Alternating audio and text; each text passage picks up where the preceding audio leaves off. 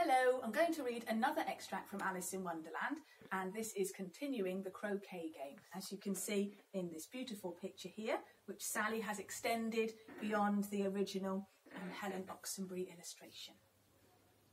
"Get to your places!" shouted the Queen in a voice of thunder, and people began running about in all directions, tumbling up against each other. However, they got settled down in a minute or two, and the game began.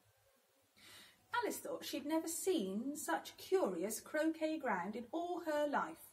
It was all ridges and furrows. The balls were live hedgehogs. The mallets were live flamingos, and the soldiers had to double themselves up to stand upon their hands and feet to make the arches. The chief difficulty Alice found at first was in managing her flamingo.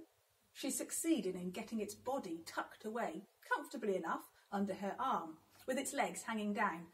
But generally, just as she'd got its neck nicely straightened out and was going to give the hedgehog a blow with its head, it would twist itself round and look up in her face with such a puzzled expression that she could not help bursting out laughing. And when she'd got its head down and was going to begin again, it was very provoking to find that the hedgehog had unrolled itself and was in the act of crawling away. Besides all this, there was generally a ridge or a furrow in the way whenever she wanted to send her hedgehog, and as the doubled-up soldiers were always getting up and walking off to other parts of the ground, Alice soon came to the conclusion that this was a very difficult game indeed. The players all played at once without waiting for turns, quarrelling all the while and fighting for the hedgehogs, and in a very short time the Queen was in a furious passion and went stamping about and shouting, "Off with his head!" or "Off with her head!" about once a minute. Alice began to feel very uneasy.